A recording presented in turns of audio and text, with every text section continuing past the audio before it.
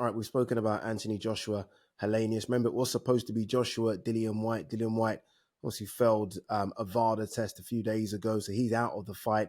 Let's hear from the promoter of the show, Eddie Hearn, on Whyte's failed test. This is what he had to say. He was on talkSPORT yesterday. Firstly, I don't represent Dillian, so I can't talk on his behalf. What I can say is I'm surprised, I'm in shock. He's had this VADA testing, he's employed it, with meticulously over his career.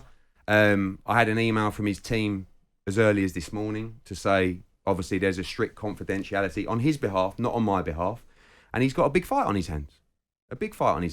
Of which, we'll let him go through that process and see how it pursues. But I was in big shock.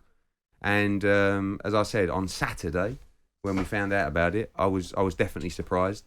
And he's got a tough road ahead. Yeah. When did they have the tests, out of curiosity? Again, I can't disclose that. Why's that? Why? Because it's a confidential for Dillian Whyte. On what basis? There's a confidentiality. The test is confidential. Yes, it is. Right. That can come out. Who did the testing? VADA. Nothing to do with drug-free sports and that stuff that's going on there, which we'll talk to you about in a minute. There's nothing to do. Drug-free sport are another credible agency used by, I think, the NBA or the NFL. I know who they are. Yeah. I know it would come as a shock to you, Eddie, because you're trying to put the fight together. But again, the sport of boxing, the name of boxing is in the gutter, isn't it? It's not good. It's not good. The good news is that if someone does have illegal substances in their body, they're getting discovered. You want that to come as to the Simon said, surface. to be discovered. Are you a big fan of strict liability? Yes, and I think I am, but I also am a believer that an athlete needs an opportunity to explain themselves. Of course, but as a principle, I do also have an issue. Believe in strict liability. Yeah, I think that you have a responsibility as an athlete. I also don't feel. I think it's very harsh for an athlete to be to have their career and their livelihood taken away from them if, in fact, they are innocent. Of course. In a respect of contamination. But the principle of strict liability you believe in? Yes. I think ultimately, and in this instance as well, although all situations are different, we get to a stage 1 week out. And I don't know Dillian Whyte necessarily well enough. I haven't looked into the science enough. I would like to think that he's innocent because I don't like the fact that he would have tried to gain an advantage in this fight. Eddie Hearn there, look, he couldn't clarify, obviously, what the drug was. There is Dillian Whyte's management team taking this through a legal channel, which is kind of the course for everyone that fails a drug test nowadays. I do want to quickly read out Dillian Whyte's statement. This is what he put on his social media platforms. He said, "I am shocked and devastated to learn of a report by VADA of an adverse finding relating to myself. I only learned of it this morning, and I'm still reacting to it. I've also just seen that the fight has been cancelled without having any chance to demonstrate my innocence before the decision was taken. I can confirm without a shadow of doubt that I have not taken the reported substance in this camp or at any point in my life. I'm completely innocent and asked to be given the time to go through the process of proving this without anybody jumping to conclusions or trial by media." What do you make of it? Well, it's been made public, and they had to make it public, so people are going to draw their own conclusions. It's been talked about again and again and again. Let's be absolutely accurate about what Dillian Whyte's history in terms of drugs testing or anti-doping. He was given a 2-year suspension for admittedly buying an over-the-counter supplement that he didn't realise contained a banned substance back in 2012. He was banned for 2 years. It was called, hydroxycut, I think it was. Yeah. Yeah. Jack 2D or something it was called. 2D or something. Yeah. But he said, look, I bought it over the counter not realising. You get that. That's fine. I understand that. Yeah.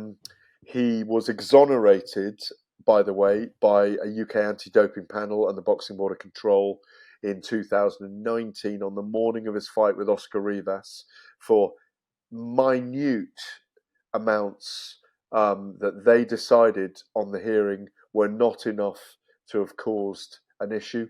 Don't know how those got in his system. That was never explained. This time, we don't know what it is yet, but there are 3 strikes here. There is a pattern. You can't deny there's a pattern, but let's see what this is first of all.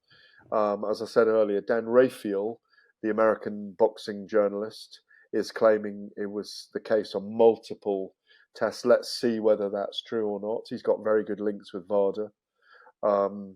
It's a very sad situation for Dillian Whyte. He's someone that I'm very fond of, spent a lot of time around, and he has to prove his innocence here, or he's going to get another ban or a suspension. And his team are saying they are going to prove his innocence. If he can do that, if he has a hearing, then good luck to him.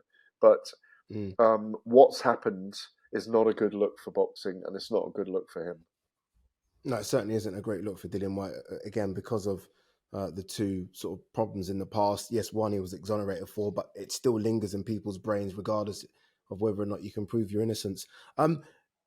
Conor Benn, when he failed a drugs test, I think we saw the whole of the Matchroom machine kind of rally around him. I think Frank Smith done interviews proclaiming his innocence. I think Eddie Hearn did exactly the same thing. Dillian Whyte's been a Matchroom fighter, if you like. I know he had that fight with Tyson Fury, but 90% of his fights for the last 10 years have been on the Matchroom, under the Matchroom stable, whether it be Sky Sports or DAZN. Why do you think they've not rallied around him? Once bitten, twice shy, perhaps. They weren't going to do this again. They weren't going to go through this. Maybe Eddie Hearn's learned from his mistakes. They didn't have long enough to perhaps have a hearing and clarify it. It could have been a stain upon the event if they tried to do so. I think this should happen. As I've advocated this during the Ben Eubank situation. Someone tests positive, you cancel the event, you go through the hearing, you have the fight later on. Time is running out for these heavyweights in their 30s. We know that, but it's not the right look. It's not the right fit for boxing because it's not tiddlywinks. It's not a tickling competition. It's not even, cycling or track cycling. It's a punching competition. It is a fight where people's bodies are their tools. They are their weapons in a boxing match. So therefore, it cannot go ahead. Whether the testing system is right or wrong and sued afterwards, whatever the situation is, you can't go ahead with it, Addy. They've done the right thing. They should have done this with Conor Benn and Chris Eubank Jr. when they found out about this in July last year and said, there's an adverse finding. We need a hearing.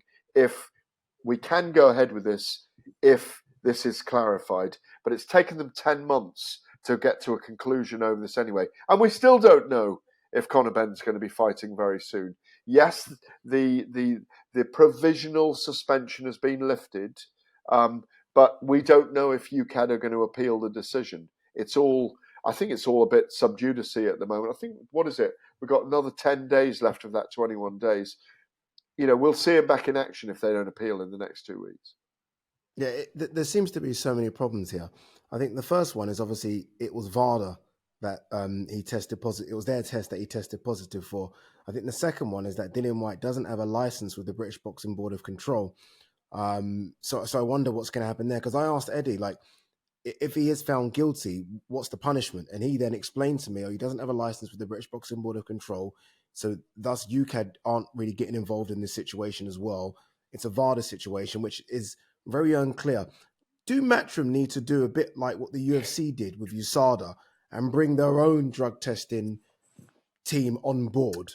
I don't think you can have an in-house SAR. I mean, look at the situation with Conor McGregor, and people are calling him out the whole time. Go in and get tested. Go into the USADA program.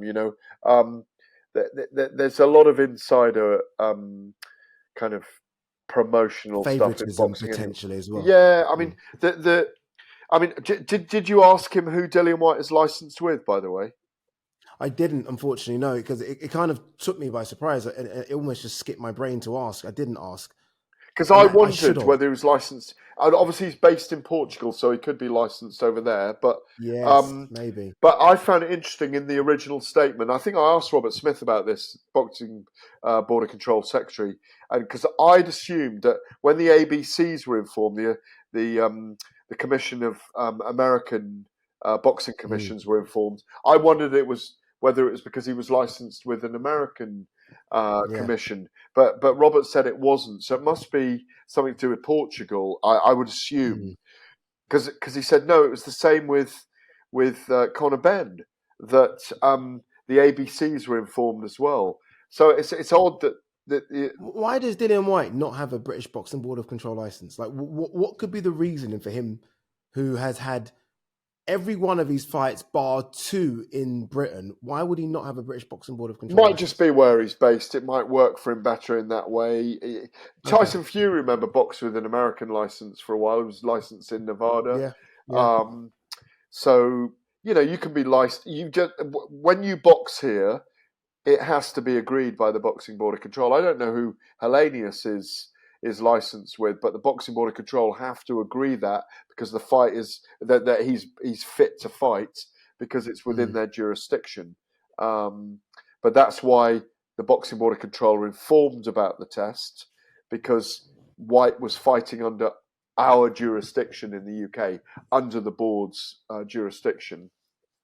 Because of Dillian Whyte's previous, again, one exonerated, and I think it's important that we continue to say that, but because of the previous before that, if this one is a red flag and he is found guilty, is that it? Is the book going to be thrown at him? Yeah, it might be, but who knows? I mean, it could be a 2-year ban, it could be a 4-year ban, it could be exonerated. He may desire to go on. He may clear his name. We don't know. I mean, we're speculating, but it's a very, very tough spot that he is in right now. There's no question about it.